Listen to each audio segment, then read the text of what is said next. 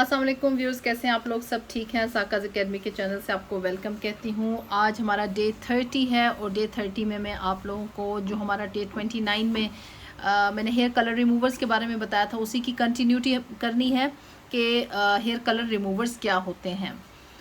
जो मेरे चैनल पे नए आने वाले लोग हैं उन लोगों के लिए मैं बताती चाहूँ कि ये मैं अपनी हेयर कलरिंग की बुक पढ़ा रही हूँ। ये हेयर कलरिंग की बुक उर्दू लैंग्वेज में है और जो लोग उर्दू ज़बान में दुनिया भर में जो समझते हैं, पढ़ना जानते हैं, बोलना जानते हैं, उनके लिए बहुत यूज़फुल है। चाहे आप लोग प्रोफेशनल ब्यूटिशियन हैं, चाहे आप ब्यूटी का भी या हेयर ड्रेसिंग का कोर्स कर रही हैं, या आप अपने घरों में डाई कर रही हैं, ये सबके लिए बेनिफिशियल है। अगर आप रेगुलर डाई की यूज़र हैं तो आपको और आपका कोई सैलून भी नहीं है तो आप इसको अपनी इन्फॉर्मेशन के लिए पढ़ सकती हैं, सीख सकती हैं, समझ सकती हैं। और अगर आप ब्यूटी की स्टूडेंट हैं, हेयर कलरिंग का कोर्स कर रही हैं, सीख रही हैं, और आपका अगर सैलून भी है तो ये आप लोगों के लिए बहुत ज़्यादा फ़ायदेमंद है, क्योंकि इसमें बहुत तफसील के साथ बेसिक से लेकर एडवांस में लेवल तक हेयर कलरिंग की जितनी मालूमात आपको दी जा सकती थी आसान तरीके से वो दी गई हैं। इस बुक को अगर आप ख़रीदना चाहते हैं तो आप पोस्ट फ्रॉम पाकिस्तान का ऐप डाउनलोड कर लें। इस किताब की कीमत 4000 है और डिलीवरी चार्जेस पाकिस्तान के अंदर 300 रुपये हैं।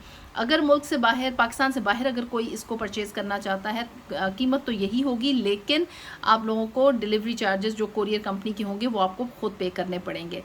अच्छा, ये हमारी आज डे 30 चल रहा है और डे 30 में हेयर कलर रिमूवर्स के बारे में मैं बताऊंगी। हेयर कलर रिमूवर्स क्या होते हैं? पेज नंबर हमारा 113 है, 113। हेयर कलर रिमूवर या हेयर कलर स्ट्रिपर या हेयर कलर रिड्यूसर, ये तीनों नाम आपको, अगर आपको के सामने लिए जाते हैं, तीनों में से कोई एक नाम भी लिए जाता है तो इसका मतलब है कि ये हेयर कलर रिमूवर के बारे में बात हो रही है। बालों में मौजूद आर्टिफिशियल सिंथेटिक पिगमेंट को निकालने के लिए इस्तेमाल होते हैं। इस बात को याद रखिएगा कि ये आर्टिफिशियल सिंथेटिक पिगमेंट को निकालने के लिए इस्तेमाल होते हैं। ये नेचुरल कलर को नहीं निकालते, ये नेचुरल कलर पे कोई फ़र्क नहीं डालते हैं। ये इंतहाई मौसर और महफूज तरीके से बालों के कॉर्टेक्स में मौजूद सिंथेटिक पिगमेंट को निकाल देते हैं। चूंकि इनके अंदर कोई अमोनिया नहीं होता, इसलिए हेयर कलर रिमूवर को एक महफूज तरीका समझा जाता है। सिंथेटिक डाइज को बालों से निकालने के लिए हेयर कलर को बाकायदगी से इस्तेमाल करना सही नहीं होता। अच्छा, ये किस तरीके से वर्क करते हैं ये मैं आपको बताती हूँ।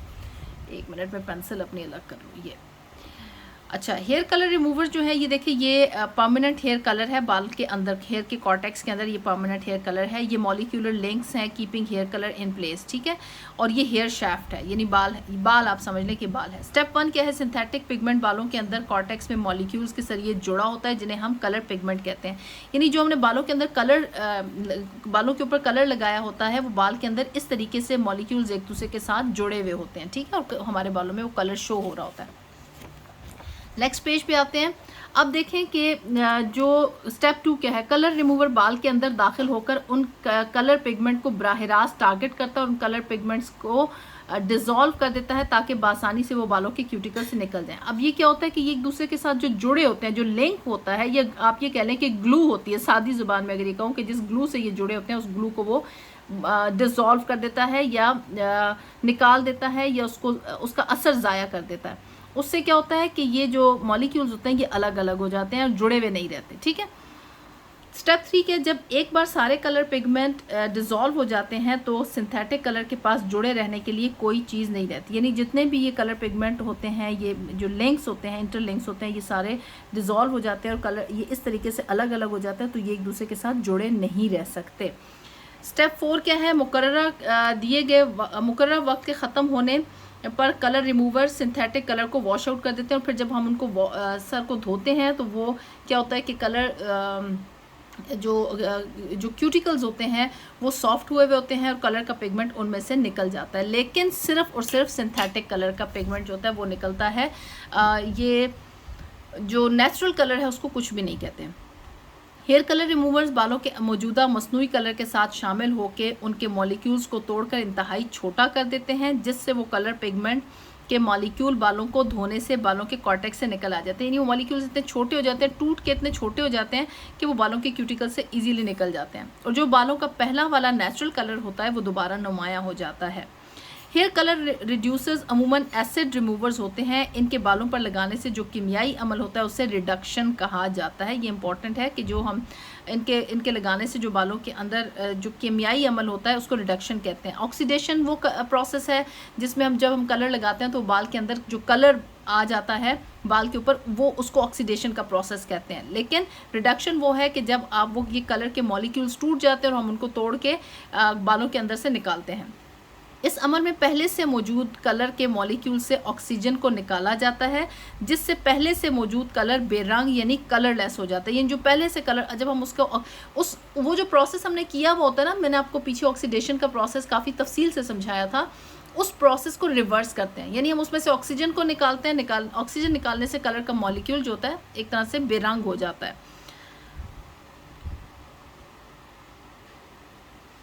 जिससे पहले से मौजूद कलर बेरंग यानी कलरलेस हो जाता है, जिससे ल्यूको कंपाउंड्स कहते हैं। ठीक है, वो ल्यूको कंपाउंड्स बन जाते हैं। इसका मतलब है ये है कि रिडक्शन के अमल में सिर्फ आर्टिफिशियल कलर का पिगमेंट ही रिमूव होता है, जबकि बालों के अंदर जो नेचुरल कलर पिगमेंट होता है, जो कुदरती तौर पे अल्लाह ताला ने आपको दिया होता है, वो ना तो लाइट होता है और ना ही रिमूव होता है। इस बात को बहुत अच्छे से समझ लें, क्योंकि ये क्वेश्चन इतना मुझसे पूछा जाता है कि मैम अगर हम हेयर कलर रिमूवर लगाएंगे तो बाल किस लेवल पर चला जाएगा। देखें, बाल किसी लेवल पे भी नहीं जाएगा। मिसाल के तौर पर आपके पास एक क्लाइंट आई, उसके बालों का नेचुरल कलर है 4 नंबर, ठीक है। अच्छा, वो 4 नंबर आप कहती है उसका ग्रे हेयर आ गया है, अब वो चाहती है कि आप 4 नंबर की ट्यूब भी उसके बालों पे लगा दें। आप 4 नंबर की ट्यूब उसको बालों पे लगाते हैं, अगली दफ़ा वो आती है फिर 4 नंबर वो लगाती है, फिर रूट्स टचअप करवाती है, फिर रूट्स टचअप कराती है, करते करते ऐसे कि समझे कि 2 साल का अरसा गुजर गया। ठीक है, अब हर दफ़ा रूट्स टचअप करवाते करवाते ये होता है कि 4 नंबर अगर वो 20 वॉल्यूम के साथ इस्तेमाल कर रही है, तो उसका जो बालों के जो पहले वाले बाल थे ना, जिनके ऊपर मुसलसल कलर होता रहता है, तो वो क्या होता है कि उसके ऊपर वो डार्क हो जाता है, वो 4 नंबर नहीं रहता बल्कि वो 1 नंबर यानी ब्लैक बन जाते हैं। अब वो कहती है मेरे बाल तो बहुत बुरे दिख रहे हैं, ये तो मीडियम ब्राउन दिख ही नहीं रहे हैं, आप इस कलर को निकालें। जब आप उस कलर को निकालेंगी ना, तो ये उम्मीद मत करें कि आपने वो कलर उसका स्ट्रिप किया, निकाला, तो नीचे से आपके बाल जो है 7 नंबर या 8 नंबर का लाइट हुआ हुआ मिलेगा, नहीं, क्योंकि उसके नीचे वाले जो बाल थे सफ़ेद थे। सफ़ेद बालों पे आप करती नहीं है, तो वो जो नीचे वाला बाल आएगा वो सफ़ेद ही होगा। ठीक है, अच्छा, अब सफ़ेद बालों के अलावा जो उसके नेचुरल बाल थे, वो ज़ाहिर बात है उनको तो आपने पहले कभी भी लाइट नहीं किया। अगर आपने पहले कभी भी उनको लाइट नहीं किया, ब्लीच नहीं किया, लाइटर शेड पे नहीं लेके गई, तो वो अपने नेचुरल कलर में ही आए रहेंगे, वो लाइटर शेड पे नहीं जाएंगे। हाँ, जो सफ़ेद बाल होगा वो उन पर से कलर जब निकलेगा, डिज़ोल्व होगा, तो वो सफ़ेद बाल नीचे से निकल आएगा। और अगर कभी आपने क्लाइंट के बालों को ब्लीच किया हुआ होगा और आपने उसके ऊपर 4 नंबर की ट्यूब लगाती नहीं, जब आप उसको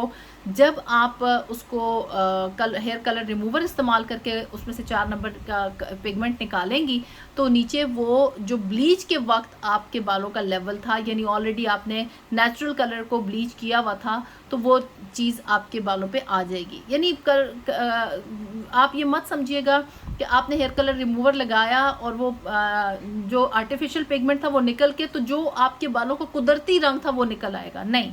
अगर आपने कभी उन बालों को ब्लीच किया हुआ होगा तो वो वही बाल निकल आएंगे। अगर नीचे बाल सफ़ेद था तो वो सफ़ेद बाल निकल आएंगे।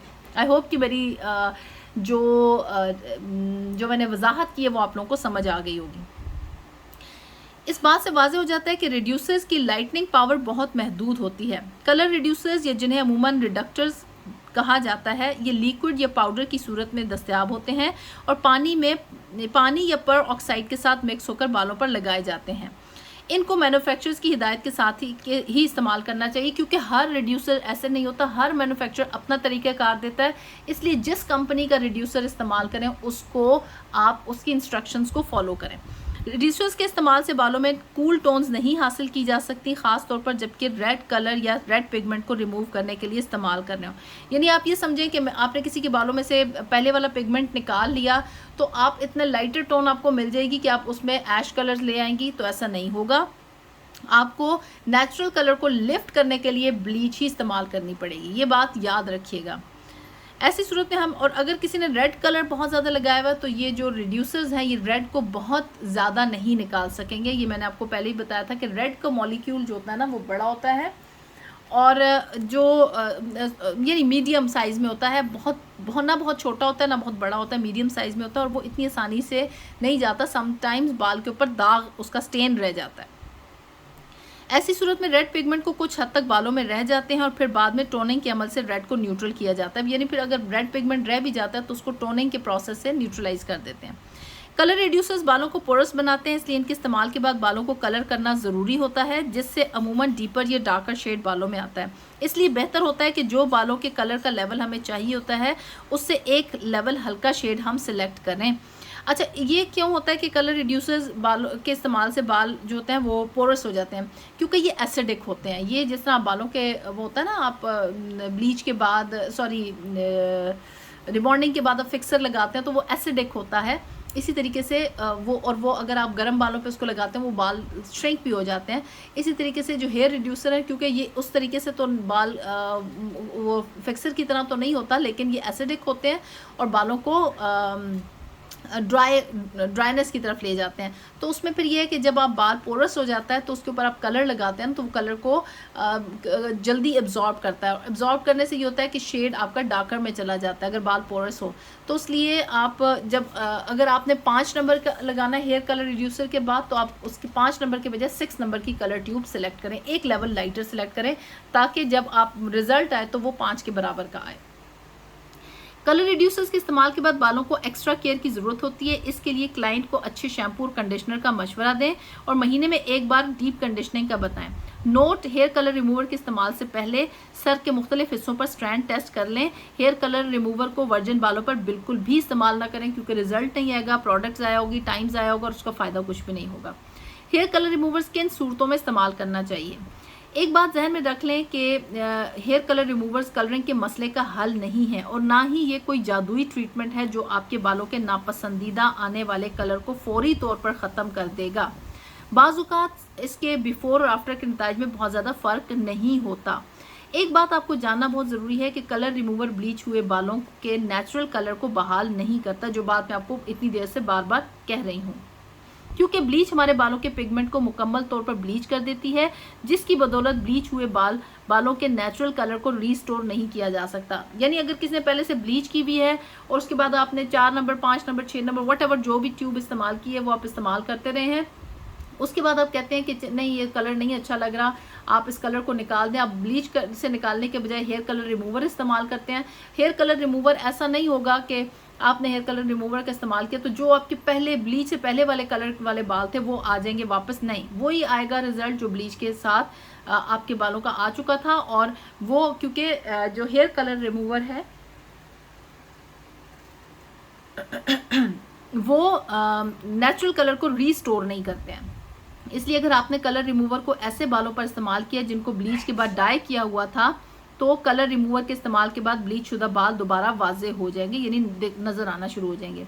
चूँकि हेयर कलर रिमूवर्स में ब्लीचिंग इंग्रेडिएंट्स नहीं होते, इसलिए इनमें बालों को लाइटर शेड करने की सलाहियत नहीं होती। उनके स्टेप 1 में सल्फ्यूरस और स्टेप 2 में एसिड सोल्यूशन होता है। इस्तेमाल के लिए हमेशा मैन्युफैक्चरर की हिदायत पर अमल करें। कुछ कंपनियां अपने हेयर कलर रिमूवर के फार्मूला में ब्लीच इस्तेमाल करती हैं और उन रिमूवर्स को पेरोक्साइड के साथ इस्तेमाल किया जाता है और उनके नताइज भी लगभग ब्लीच की तरह के ही होते हैं। हेयर कलर रिमूवर्स को मेहंदी वाले बालों पर इस्तेमाल नहीं करना चाहिए, क्योंकि ये मेहंदी को बालों से नहीं निकालते और ना ही सेमी परमानेंट कलर्स को रिमूव करने के लिए इस्तेमाल होते हैं। इनको क्रेजी कलर्स या इंटेंस कलर्स को भी रिमूव करने के लिए इस्तेमाल नहीं किया जाता, ये जस्ट सिंथेटिक कलर्स को रिमूव करते हैं। अब आते हैं कलर रिमूवर्स वर्सेस ब्लीच, यानी इनका हम मुवाजना करते हैं। कलर रिमूवर्स बाल में दाखिल होकर हर तरह का मसनूई कलर पिगमेंट ख़त्म कर देते हैं, लेकिन बालों के कुदरती कलर पिगमेंट वैसे का वैसा ही रहता है और बाल डैमेज भी नहीं होता। जबकि ब्लीच बालों के फाइबर में दाखिल होकर तमाम मसनूई भी और नेचुरल जो कुदरती बालों का कलर है उनके पिगमेंट को ख़त्म कर देती है और बाल ड्राई, ब्रिटल और डैमेज हो जाता है। ठीक है। अच्छा, एहतियाती तदाबीर हेयर रिड्यूसर्स के इस्तेमाल के लिए, ये पोस्टकॉम का जो कलर रिमूवर है वो ये है, कलर बैक के नाम से। ठीक है, ये पिक्चर लगी हुई है पोस्टकॉम का। इसका जो तरीक़ाकार कैसे इस्तेमाल करना है, इसकी मेरी कंप्लीट 2 वीडियोज़ हैं और एक डेमो की वीडियो है, वो आप मेरे चैनल पर जाके इसको देख सकते हैं। दर्ज झेल किसी भी सूरत की मौजूदगी में हेयर रिड्यूसर्स का इस्तेमाल ना करें। नंबर 1, सर की जिल्द या बालों में कोई इन्फेक्शन या डिजीज़ हो। नंबर 2, बाल बहुत कमज़ोर या पोरस हो। नंबर 3, बालों पर मेटालिक डाई इस्तेमाल की हो। नंबर 4, पैच टेस्ट या स्ट्रैंड टेस्ट सही ना आया हो। और नंबर 5, स्कैल्प बहुत ज़्यादा सेंसिटिव हो। तो ये जब ये सिचुएशंस हों तो आप हेयर रिड्यूसर्स या हेयर कलर रिमूवर्स इस्तेमाल नहीं कर सकते। आई होप आज का लेक्चर आपको बहुत फ़ायदा दिया होगा और आपको इससे काफ़ी इन्फॉर्मेशन ली होगी। इंशाल्लाह कल के लेक्चर में हम सफ़ेद बालों के ऊपर डिस्कशन करेंगे और इसके बारे में डिटेल से बात करेंगे। अपना बहुत सा ख्याल रखिएगा। Take care. अल्लाह हाफिज़।